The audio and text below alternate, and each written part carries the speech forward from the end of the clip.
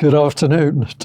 Today is Monday, the 5th of February 2024, just after 1 o'clock. Welcome to UK Column News. I'm your host, Brian Gerrish, and we're delighted to have with us from the Netherlands, Alex Thomson, and we've also got Mark Anderson from the United States. So, as our audience will know already, a few gremlins, but we're pleased to say we've got all the streams back online. And so let's get into the news. Alex, welcome. You made it.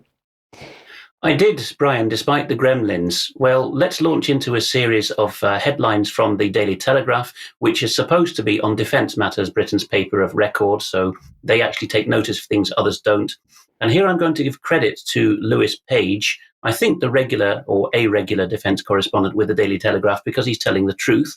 Wasteful Britain needs to buy a new arsenal for war with Russia. So it's not whether war with Russia is coming, it's can we fight it? He suggests doubling the defence budget and says that all the stuff that David Cameron famously called green CRAP could actually be cut a bit. Other departments could lose 4%, and that would double the Ministry of Defence budget, because the Ministry of Defence, as he points out, is being made to employ lots of people in Britain to keep the unemployment figures down and to loan money, actually, to nominally British but actually international defence conglomerates in order to produce weapon systems that Britain never benefits from if they ever become battle ready. So he's seen it. His record is quite solid. So look at the back catalogue, which you'll find in the show notes as well. Britain's defence boom built on sand. We need to talk about aircraft carriers. Britain's jetless aircraft carriers are a national embarrassment. He's seen quite a lot. But the Daily Telegraph continues to up the ante as well. So the brand new chairman of the Defence Select Committee of the House of Commons, Sir Jeremy Quin, says here, well, he's been given the headline by the editors, we need to rise to the challenge of a pre-war world and quickly. So again, it's just taken as a given that war with Russia is coming. And his main point there is that nobody can retain or recruit enough defence staff in Britain, which is a Western worldwide problem. But he says that for every 8 that go from the armed forces or MOD more generally, only 5 come. So this one will particularly pain your heart as a Navy veteran.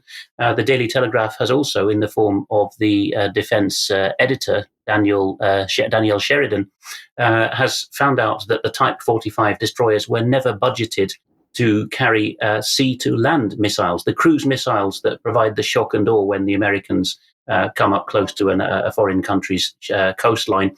So instead, as you can see here, there's some treadmills and cross-trainers because that compartment of the Type 45 class has become a gym. We go on from there to see that Eastern Europe now has its turn this week, the Balkans specifically, for the war scare that we saw hit Northern Europe last week. MENA FN reports that residents of Romania have been warned by the Chief of General Staff, the gloriously named General Vlad, that war with Russia could happen at any time. Neighbouring Croatia, well, it doesn't neighbour Romania literally, but a neighbouring country to Romania is Bulgaria, which is where this news site is from, Novinite. They report that fellow Balkan country Croatia is reconsidering whether it needs to reintroduce the draft. So this is getting quite widespread around the European Union. But what else has been going on with defence generally? Let's have a look at this photograph here, which was taken by a Chinese source in the harbour of Yokosuka, Japan. This old rust bucket is a US supply ship, one of those that come and resupply US Navy vessels deployed to the Western Pacific. And even a landlubber like me can tell that that vessel has seen better days. Also in the show notes, though I don't have a slide for it, is that the US Navy is now allowing high school dropouts to be recruited. And I don't mean anything snooty by that, but the US Navy had its reasons for wanting people with a school leaving certificate, basic numeracy, for example. That has gone by the board for the same reasons that Sir Jeremy Quin was describing in the case of Britain, cannot get the numbers. We also see, it'll be in the show notes, that the US is reviving Pacific bases that haven't seen duty since they were fighting Imperial Japan 80 years ago. There'll also be a show note linked to a piece by the very nationalist American conservative commentator Vox Day on immiliteracy, a new word that he's coined for Uncle Sam no longer being the top dog. And he says that he sees signs that the US is already losing naval confrontations with Iran, let alone Russia and China, in the Red Sea and more particularly the Gulf at the moment. But also the Royal Navy has got some problems. We'll put in the show notes that the flagship of the new aircraft carrier class, the Queen Elizabeth II herself, cannot put to sea because there's been a problem with one of the connections to the starboard shaft, which sounds very much, Brian, perhaps you'll like to comment in a moment, very much like what happened to the sister ship, the Prince of Wales, when she was in dock for a while. So she cannot go off on the latest deployment, and she's being replaced by the Prince of Wales for that. Also, 8 years since Britain's last test fire of a nuclear missile, which was a flop because the data connection failed, HMS Vanguard, who's been in dock for years on a completely over-budget, over-timetable repair, is going to try again to fire a test nuclear missile in the Atlantic. So we'll see what comes of that. Any comments?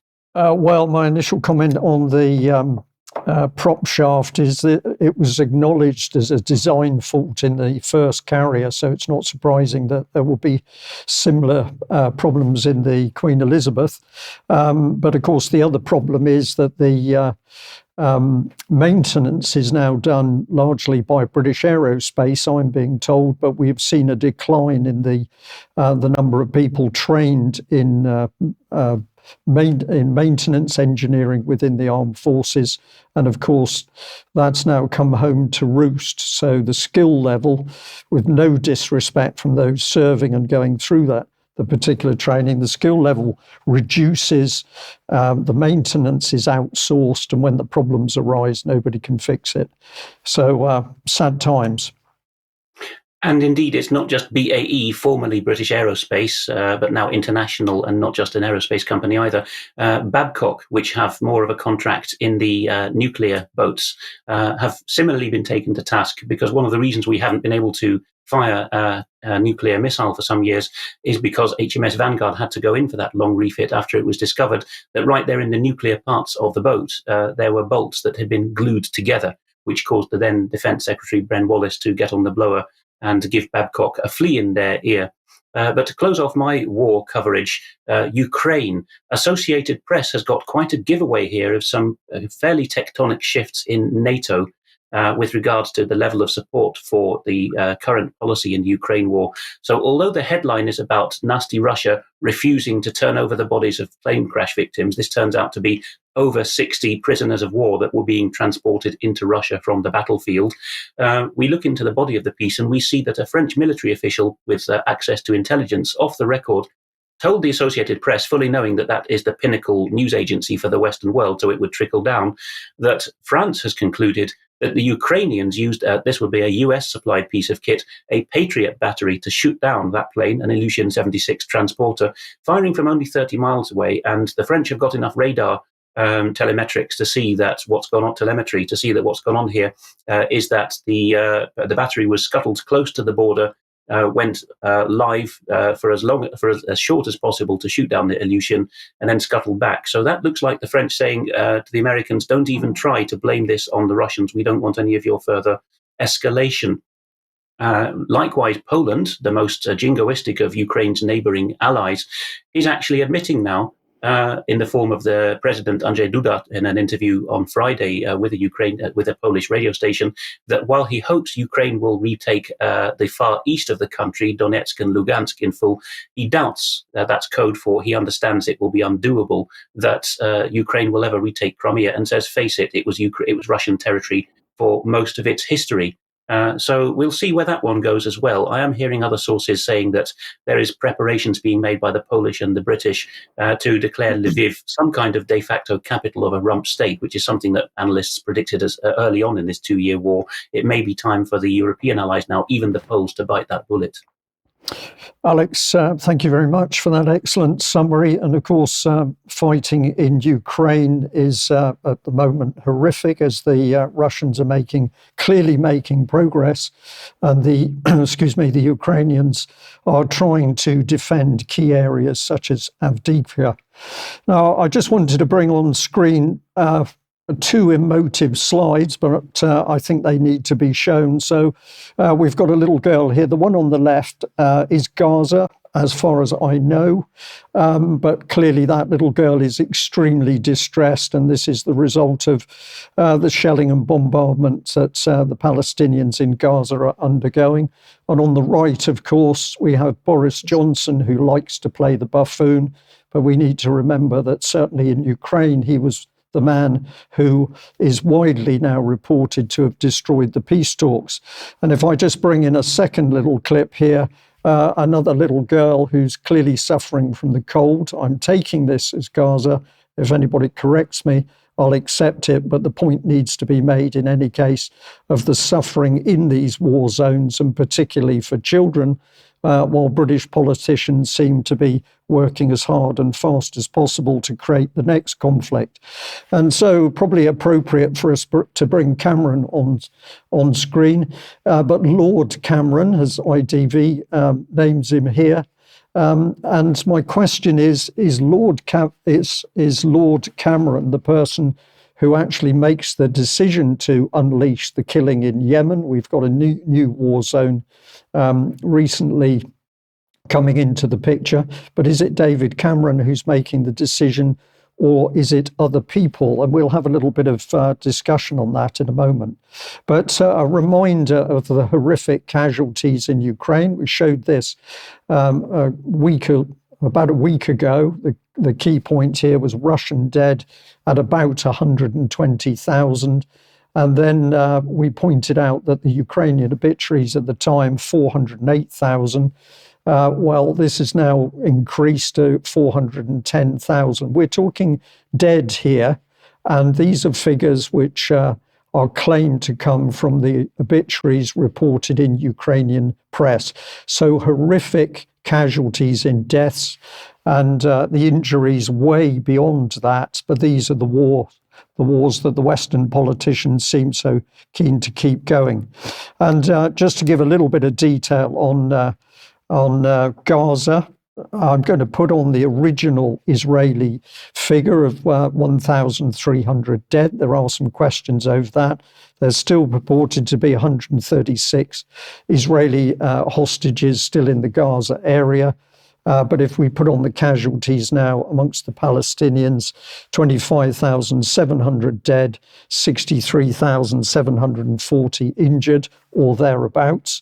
And if we look at the arrow there, I'm indicating the fact that on this UN statistical infographic, of course, the Israeli-controlled fence around the Gaza Strip is indicated there, and this is where the civilians have no possibility of escaping the bombardment which they're currently under.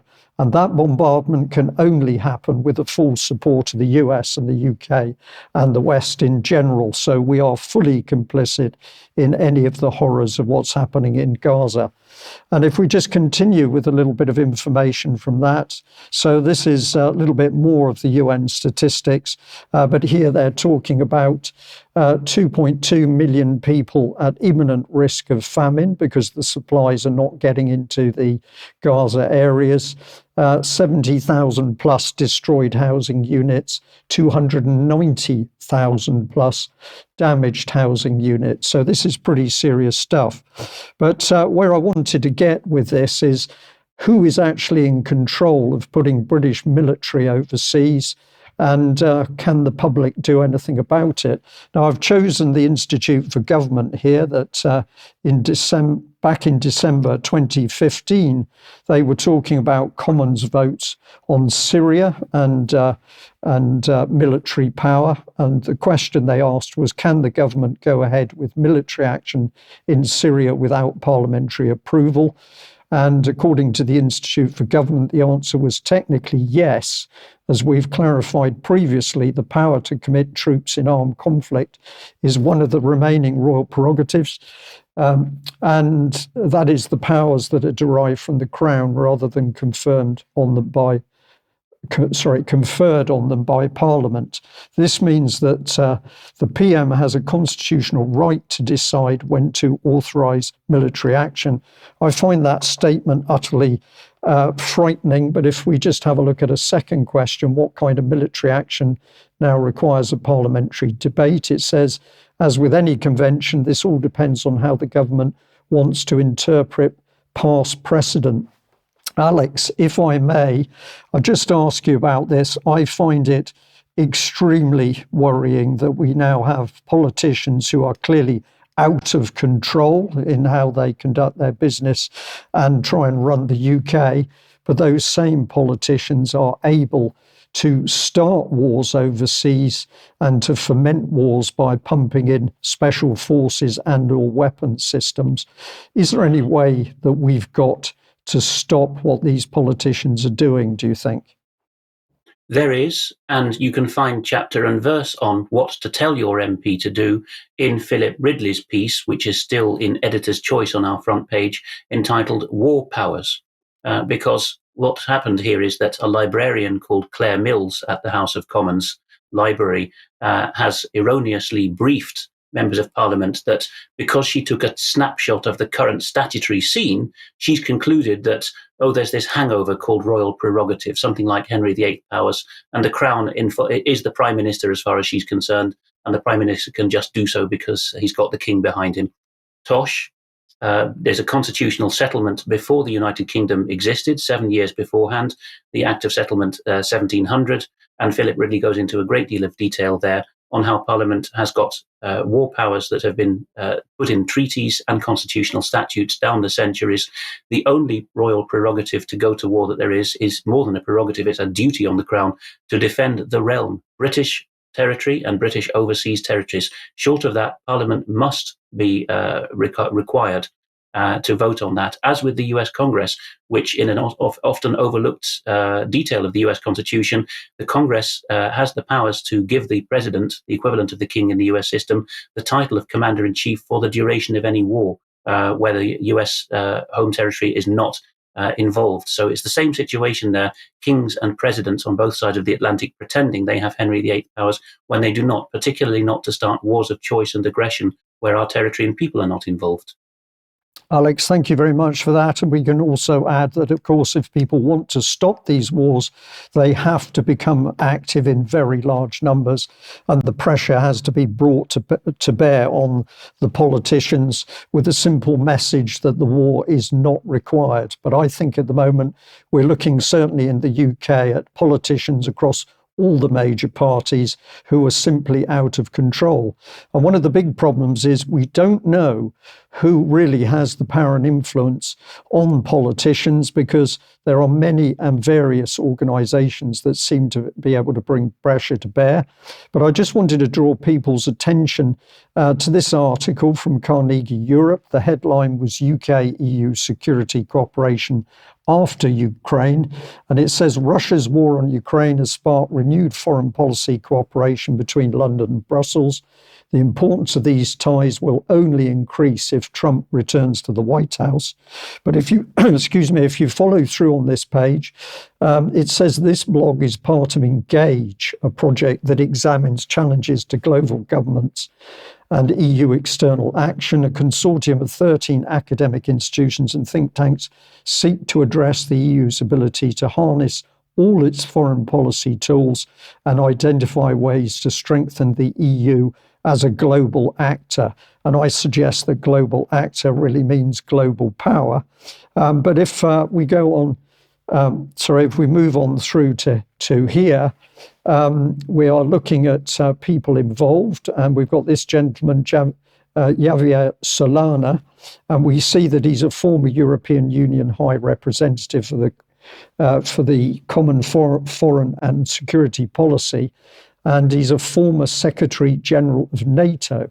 So for me, at least, I don't think we're getting fresh, independent views. We're having the same old people. But this is another member of the International Advisory Board, Robert Cooper, British diplomat, served as special advisor to the European Commission for Myanmar, British Embassy, worked at the Foreign Office, obviously, but also deputed to the Bank of England and spent time in the Cabinet Office as Assistant Secretary for Defence and Overseas Affairs. Now, of course, we're not suggesting in any way these people are doing anything wrong.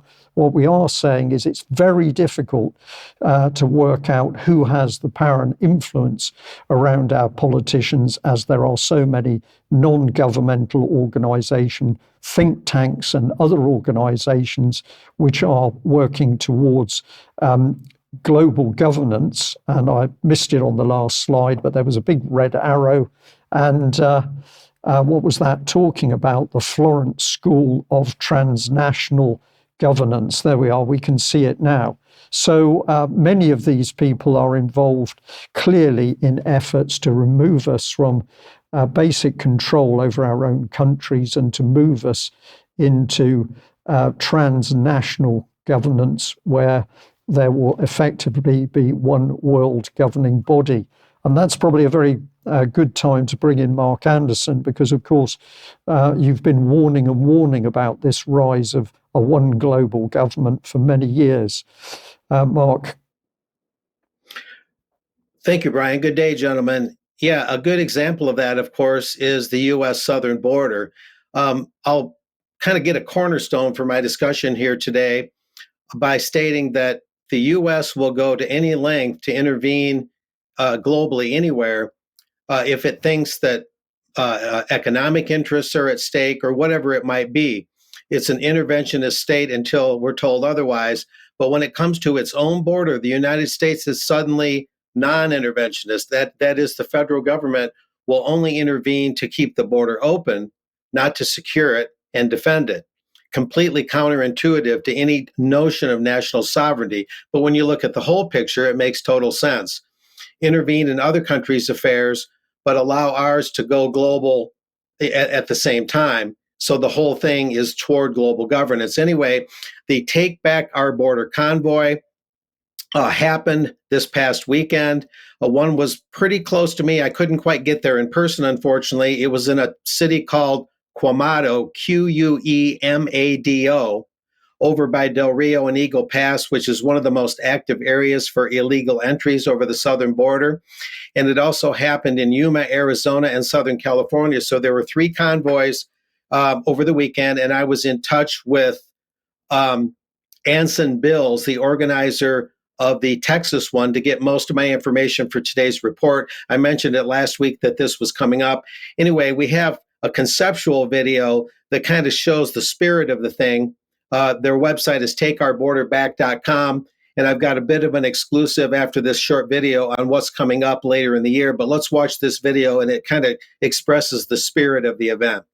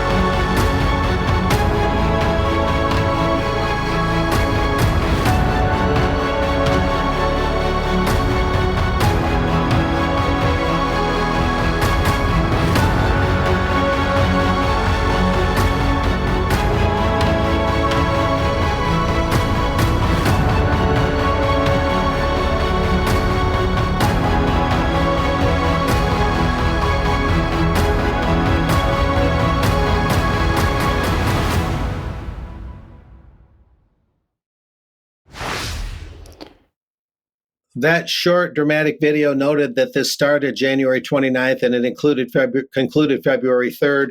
And this next slide, it just shows an idea of what it looked like aerially. I couldn't get the best photo for aerial right away. It's kind of a short video, TikTok. We're looking at it without sound. Take Our Border Back rally, Quamato, Texas, drone footage, and it shows that there was quite a turnout.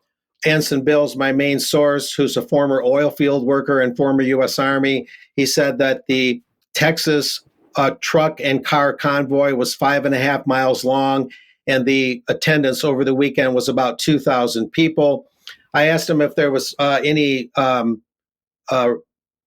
appearances of agent provocateurs, federales that might try and stir up trouble and then try and discredit the whole movement and the rally. He said all that happened was Friday night and Saturday morning this past weekend, some people dressed as white supremacists, if you want to call them that, were there making a lot of racket with a bullhorn and other means trying to create noise and distractions and disrupt the event. But the police were called both times, Friday night and Saturday morning, within about an hour roughly, and the police broke the whole thing up. And so there wasn't any further disturbances, according to Anson. And also, he noted that it appeared, we can't prove it, that those posing as white supremacists may have actually been the far left agitator group known as Antifa.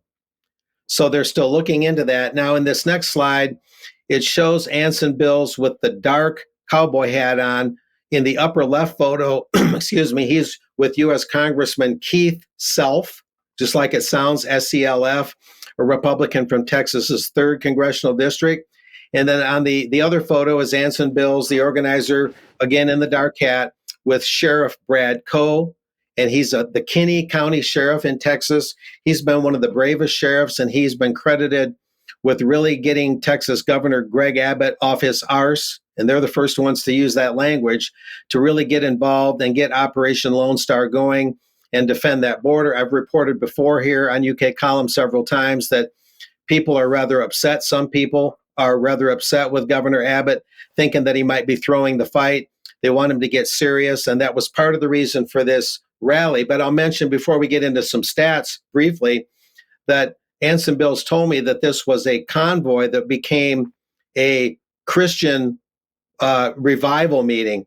Much of the over the weekend meetings, the get together that is over the weekend was pastors and whatnot praying and speaking in biblical terms and praying for our border, praying for our leaders. So it was something of a Christian revival get together, in as much as it was a protest against the lack of border defense, particularly a protest against the Biden administration for doing what globalists do best, and that is to let their own borders just completely dissolve. So a very dynamic thing. And I've got a brief announcement I'll make, but first we'll look at some very interesting stats. Here we have the U.S. southern border, fiscal year 2024, which began this past October 1st. We had just so far in this fiscal year, the first couple months of the year and going back about 2 or 3 months last year, that's the fiscal year 2024, we had 302,034 encounters between Border Patrol agents and illegals. And that's for October, November, and December. That's 785,422, just the end of last year. Fiscal year 2023, 2.47 million encounters with illegals. Fiscal year 22, 2.37 million. Fiscal year 2021, 1.73 million. We'll move on from there. And what we have, what's also interesting, is we don't know much about the northern border. And we'll mention something here. Nobody talks about the northern border. Fiscal year 2021, the monthly high was almost 5,000. The year total was over 27,000. Fiscal year 2022, the monthly high was 15,260. That's the highest month of the year. The year total, 109,000. In fiscal year 2023, the monthly high, the highest month in that fiscal year, was almost 20,000. And that total for that fiscal year was 189,402. So the northern border, which is often ignored, Brian, has some rather unsettling numbers, though they're nothing like the southern border.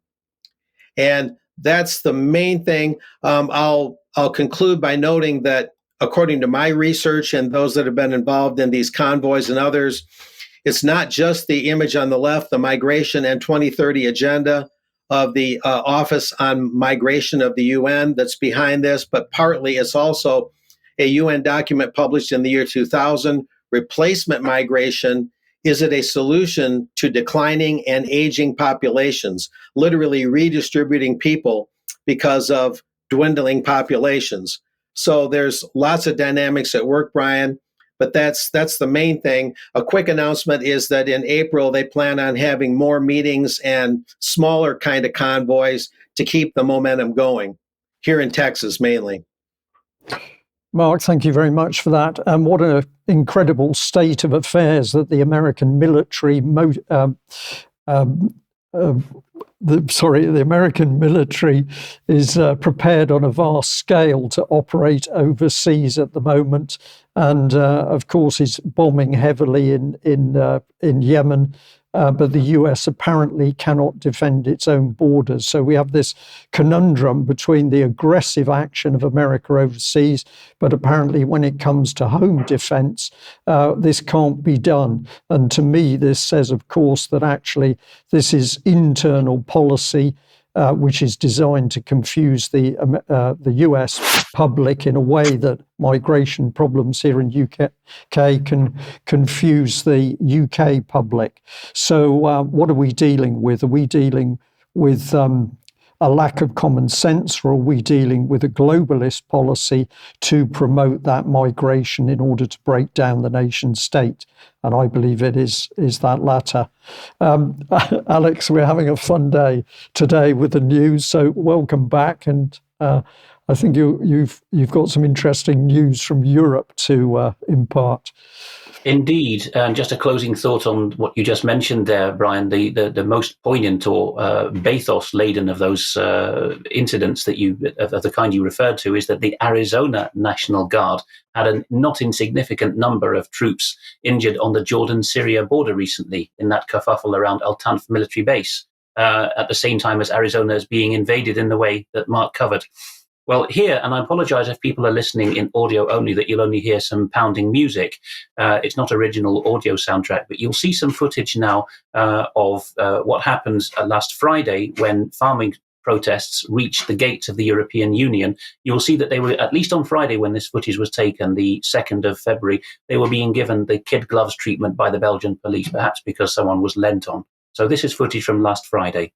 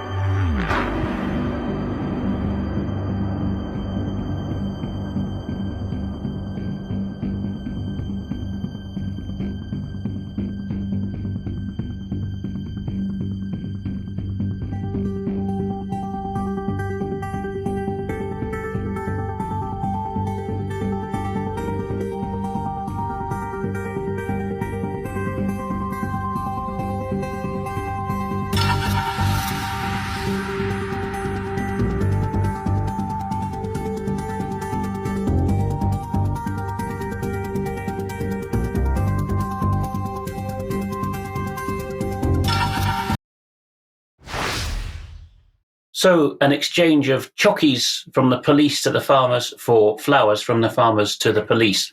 This, of course, is regarding the green agenda more generally, the Green Deal and its various spin-offs at the European Union. What you saw there was on the edge of territory which enjoys diplomatic immunity, but even that area of the EU's territory outside the European Parliament and other institutions is, of course, the obligation of the Belgian Federal Police to protect.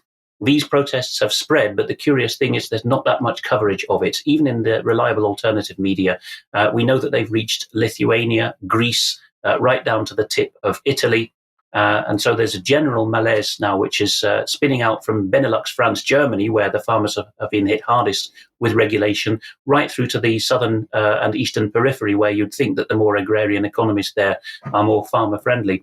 Now, I'm usually in Brussels midweek, never at a weekend, so I cannot attest to what's happened over the weekend, but a trawl of the sources this morning suggests that very little else has gone wrong since Friday the 2nd. What happened there, this is from Thursday, the 1st of February, is Nieuwe Oogst, the Dutch Farmers Journal, reports that the mood was turning uglier on Luxembourg Square, which is as close as you can get on public or Belgian land to the European Parliament buildings, because some were trying to storm the barricades. And it seems that one of the victims of this was the statue of the British-Belgian 19th century industrialist John Cockerill, whose statue was toppled in the middle of Place du Luxembourg, not because he's a particular villain in their eyes, but simply out of annoyance. And this is all at the edge of, on the margins of a large European Union summit that's taking place, because at the end of the 5-year period of both the European Parliament and the European Commission, which both end this summer,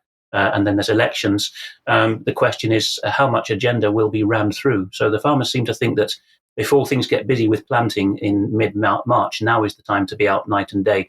But I just stress that, as with the reports of empty shelves from Paris and Brussels, both of which cities I was in last week, there's very little of that to see on the ground. And in fact, going to the railway station in Brussels to get to Paris last week, I did see the flashing yellow lights of tractors massing to go to Luxembourg Square, being escorted courteously by police. But there was very little of the argy-bargy that you read about. So if you see footage of live from Brussels riots or live from Paris empty shelves, don't necessarily believe it. And I'll do what I can to redress the balance in reporting, although I'm just one individual. Now, what's happening in the Netherlands? Somewhat concerningly, the mayor of Amsterdam, Mrs. Halsema, Femke Halsema, who's from a radical left-wing party, which was an amalgamation of communist parties originally, although she is not really a communist by background, is reporting to the world now, this is from The Guardian at the start of the year, that she's so concerned about the Netherlands becoming a narco state because the mafia controlling the real estate and the lawyers to sink in the profits of their drugs trafficking.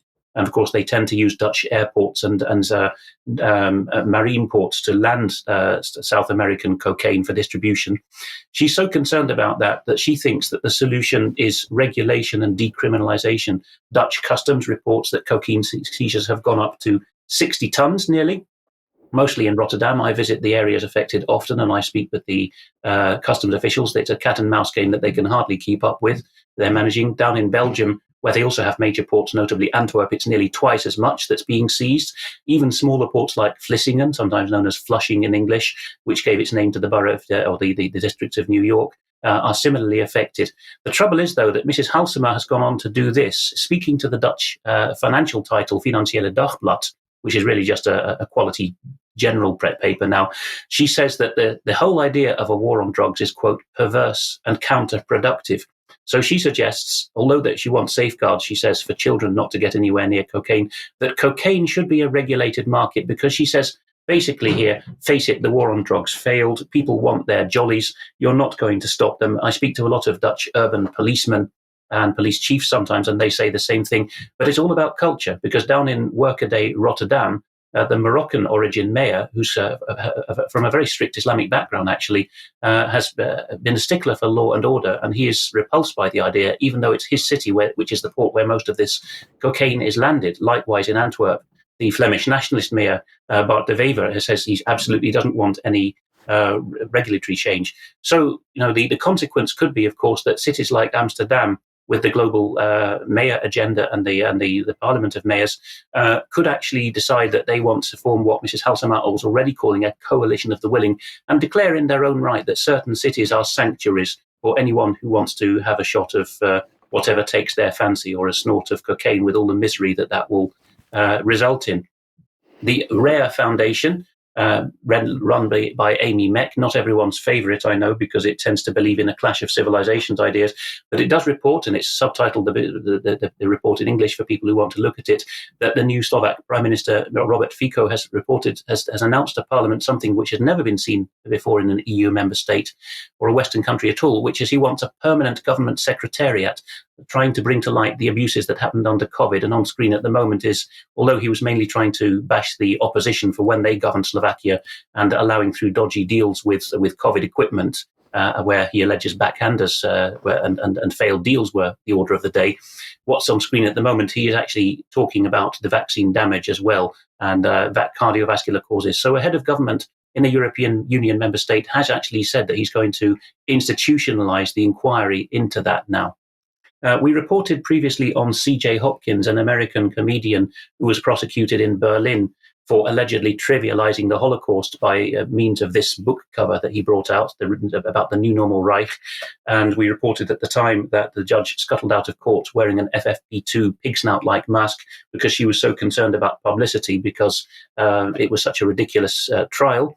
Hopkins is now going to have his acquittal appealed by the German prosecutor, whom during the first trial he reported it looked like he was high on speed. He's pulling no punches. He says here that the judge really just had to acquit him because his argument was, you are totalitarians, and if she'd gone ahead and convicted him, it would have clinched the argument, which is probably why in her summing up, she says, you're a nasty totalitarian yourself, and my acquitting you here shows that Germany is not totalitarian. Well, the prosecutor wants another bite of the cherry. He correctly says, Mr. Hopkins, that cases like this are not meant to go to trial. He draws parallels with his native US, where plea bargains are often cut by aggressive DAs in the hope that people will just be intimidated and not face the trial. But Hopkins is standing his ground.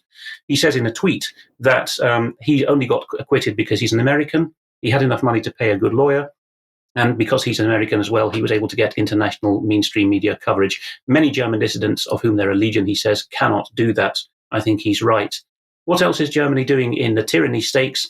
Well, the former head of the German equivalent of the FBI or MI5, in fact, the immediately past head of that agency, the BFV, has now been told he is under surveillance by his own old people, his own agency.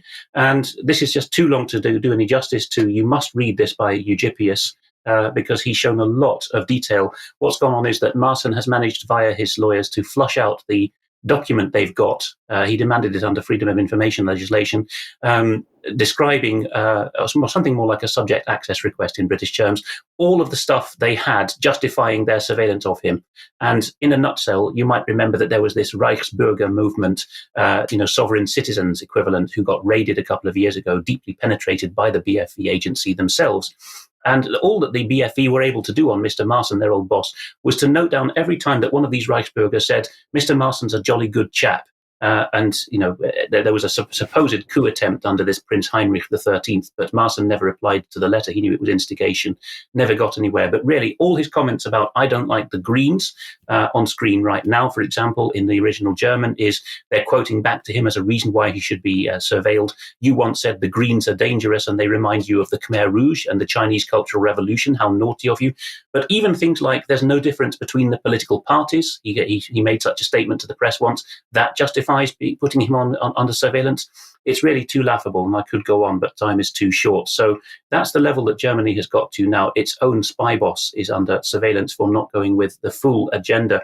Meanwhile, the supposedly politically neutral president of Germany, as distinct from the Chancellor, Frank-Walter Steinmeier, has given a speech in which, here at the bottom of this paragraph, he says that the incident in Potsdam I reported last time, the alleged coup plot with the bugging of a clock, we now know, by the way, that seems to have come directly from the journalist collective. They were given a tip-off by that same agency, BFE, to go and bug the clock. But now, as a result of that, the January 6th-like scandal has hit.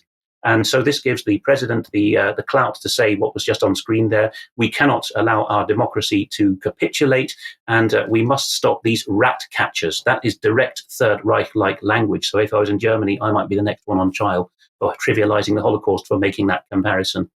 To close off this segment, a couple of things from non-German tyranny. One is Austria. Epimetheus reports that Austria's constitutional court has, quote, devilishly, in his view, ruled that death is a human right. The question here, I'm just putting up the headings of his piece, is the constitutional court, just like France last week, is saying, we actually have a better understanding of the law than the Parliament itself. So we are now breaking the power of the law that stops people assisting suicides in Austria because it interferes with self-determination. Yes, you heard that right. Self-determination now means that you have to have a third party allowing you to kill yourself. So self means nothing there. As he points out, this will be used, the court ruling will be used to force Christian care homes to provide assisted suicide. And so he goes on to say that this will end religious freedom. And in a purple passage at the end, he says that the state will continue its assaults on Christians, the world's most persecuted religious group. This is unsavory and evil. The constitutional court of what's supposed to be one of the world's best democracies is enabling, in eschatological terms, the forces of death to gain the upper hand over the living. This is wrong on so many levels, it boggles the mind. You don't even have to be religious to see clearly where this will lead to evil. And we'll close this segment out with some coverage of some footage from Stockholm of people who've decided that the Swedish state-funded media, funded by an obligatory tax as in Germany, are not doing the things they should, that they're allowing sexualization, and quite a good turnout in Sweden.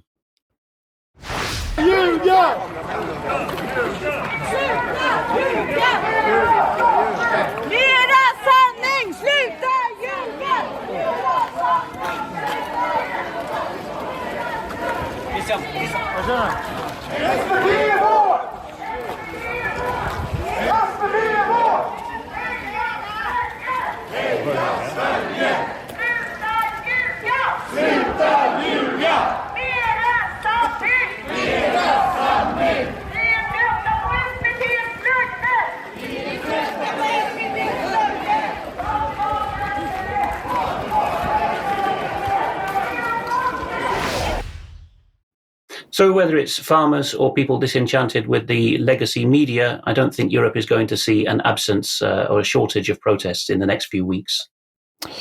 Alex, thank you very much for that. Well, serious stuff across the board, from cocaine to euthanasia, with Challenge the Green Party, or say that all the politicians are similar, and you're going to have the intelligence services tracking you. If that's happening in Germany, it's not far away in this country unless we stop it.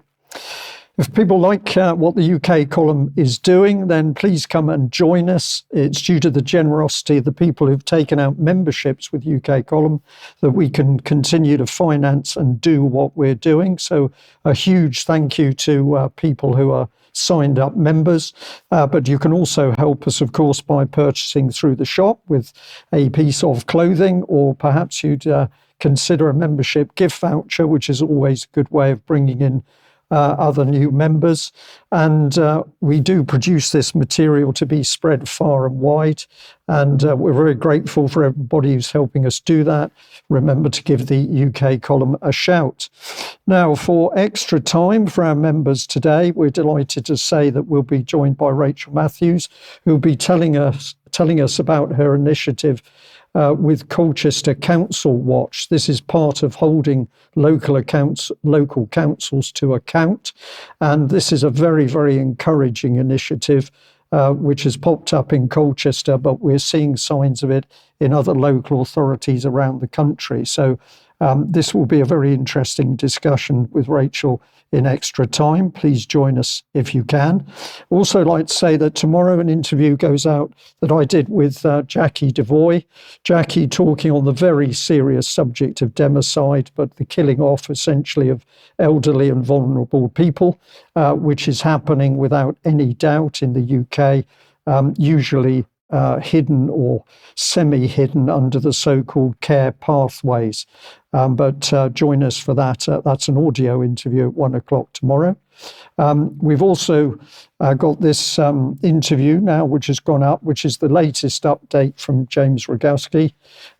Please have a listen to this as he talks about at least some problems with the World Health Organization's attempt to take control of health and vaccine policies in nation states.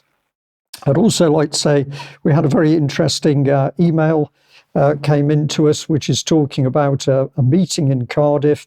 This is really excellent. This is another group of people who are saying, let's get people in political parties, the candidates together, and talk about what we need to do. for the right policies and what policies we need to challenge, and that includes the World Economic Forum and the World Health Organization agenda. That's detailed here in these two leaflets. So it's Monday, the 19th of February at 6:30 p.m., 7 p.m. start.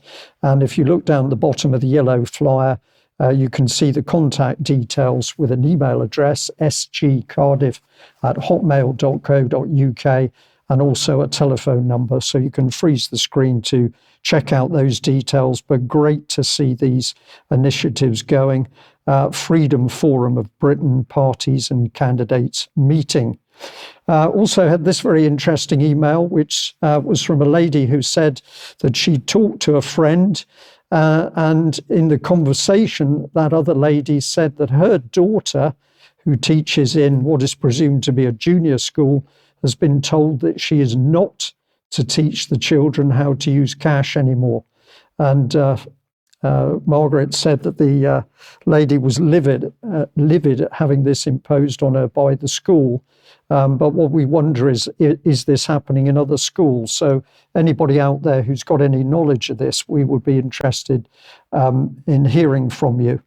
We've also got this one. I don't know whether you can help me out here, Alex, on this particular video.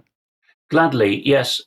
We have covered John Waters in many of his legal fights, including that which he headed up with Gemma O'Doherty, challenging in the Irish High Court some of the COVID tyranny and flushing out how little of the Constitution was left, similar to the French and Austrian cases just covered. Well, if you go to Gemma O'Doherty's video page, the link will be in the show notes, gemmaodoherty.com/video, you have to scroll down her playlist inside the video pane to find this item from the 30th of January. The video interview is entitled John Waters on a new anthem of humiliation for the nation. That was the first segment of this interview.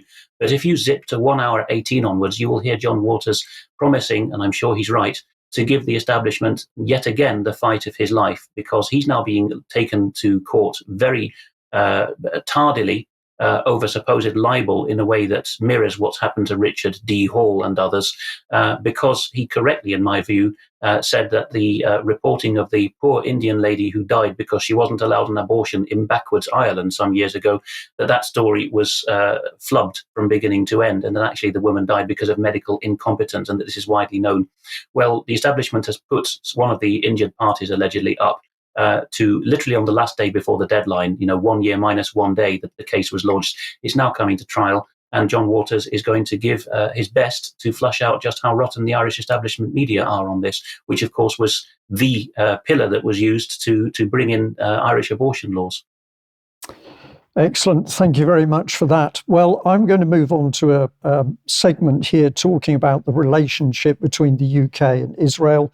And what comes into my mind is something that I've used before, which is that if I look out into the eyes of our audience and I say, would the audience prefer me to be honest about what's really happening and what we think needs to be reported, or would they like me to be diplomatic? I think the answer is we should be honest, and I think we need to really start to ask some serious questions, even though many people can find these uncomfortable. And the subject is the relationship of Israel with the UK. So let's have a look at a little bit of material here and just get an impression of why we are flagging up this relationship. So this is going back to October 2023. It was The Guardian with the headline, Sunak promises Israel unqualified support in face of evil, but makes no mention of Gaza plight. And there was a little subheading underneath the photograph which said, Rishi Sunak's support for Israel, not just today, not just tomorrow, but always. So unqualified support for always. And again, Alex, I'm going to ask you for a little bit of help here. But if you promise unqualified support always to the end of time, effectively, what commitment does that make from the UK to Israel, in your opinion? There's a single word for that at law, suzerainty, which is no longer being above the law, but being under the law. of another country. It's also called being a vassal state. You're pledging that that country's interest will outrank your own when there's a choice of men or material, blood and tears, basically, that you will supply that to Israel come what may, even if you need it at home. Well, Alex, thank you for that. I asked the question on the news. You weren't primed on that at all. But let's think about what Alex's reply really means and look at some more, some more material. We're going back to 2011. This is an article on the UK column website, Britain or Israel. And what we're pointing out is that no person, particularly if you're a reader of the Bible, no person can have two masters, because they will love one and hate the other.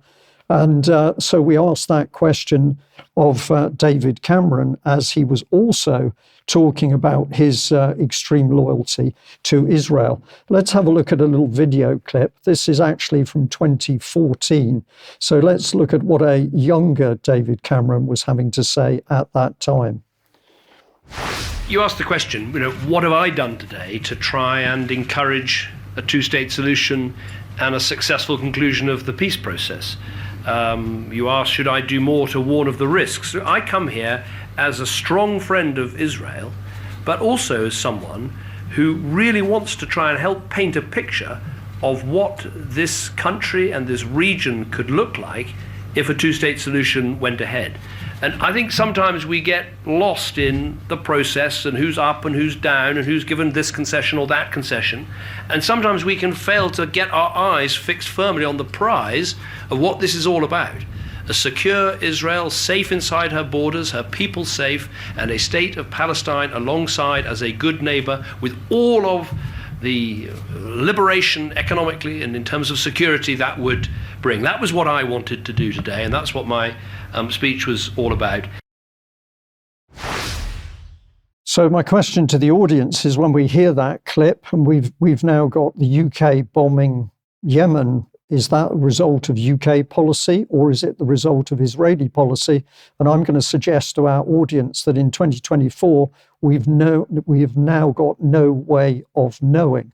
And this is a very serious position. But back in March 2014, the UK column was also warning of Conservative Minister Francis Maude, who'd set up a web of involvement with Israeli organizations, which included universities. It actually included the police. It included Israeli Force 8200. So we're into the intelligence services and links through to GCHQ. We had links with the Israeli government and its agencies and its education systems and its security systems at all levels, never discussed in Parliament, and we are now left with this residue. So if we come on to more present time, this is 2021, so we're advancing 7 years. We've now got the Memorandum of Understanding between the Ministry of Foreign Affairs of Israel and the UK Foreign, Commonwealth and Development Office on the UK-Israel Strategic Partnership. How many people in the UK public are even aware that this has happened? And I'm just going to flag up, we have mentioned this before, but I think it's important to flag it up again. In the list of topics, we have diplomacy, and it says the consultations will focus on bilateral relations, regional security, counter-terrorism, proliferation, global issues, and increased cooperation in the multilateral arena. And for defence and security, it says cognizant of the importance of joint cooperation in the fields of defence and security as part of the UK-Israel partnership.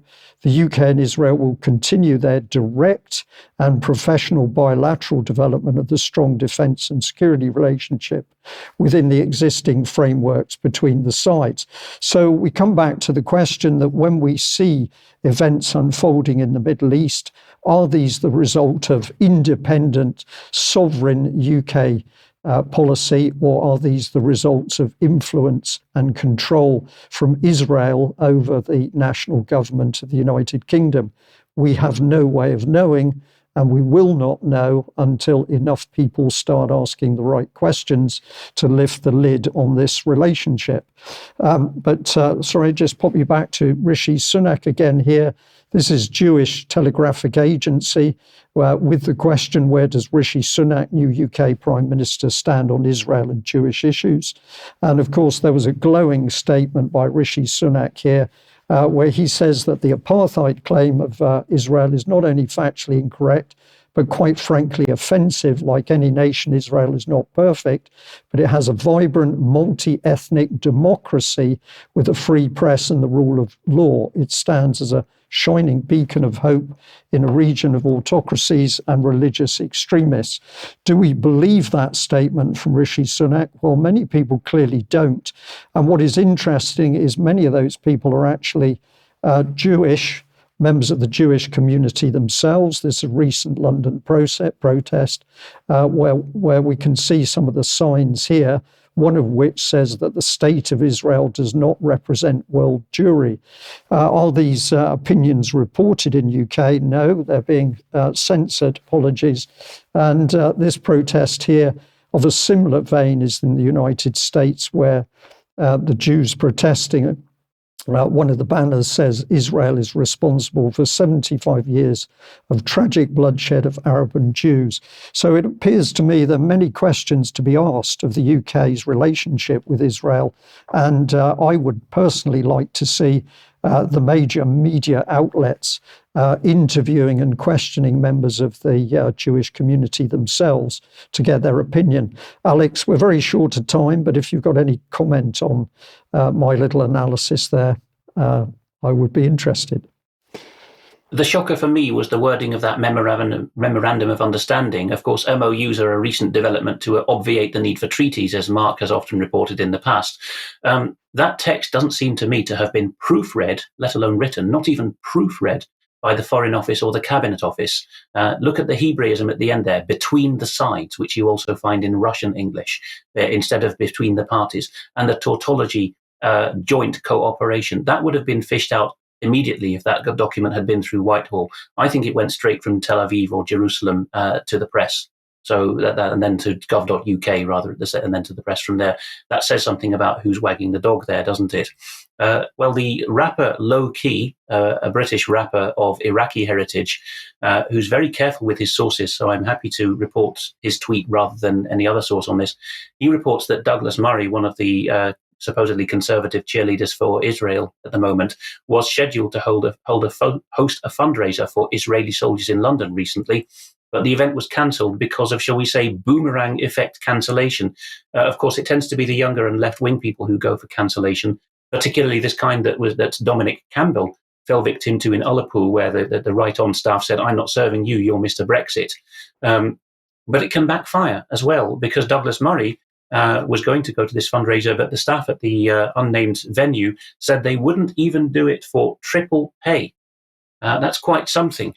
Low-key goes on in a subsequent tweet to point out that Murray worked for many years as a director of the Henry Jackson Society, well known to us from previous reporting, and that the executive director, Alan Mendoza, known to me at Cambridge, presides also over the British branch of the largest settlement building organization in Palestine, the JNF, where Netanyahu is a patron. So this is getting quite networky, isn't it?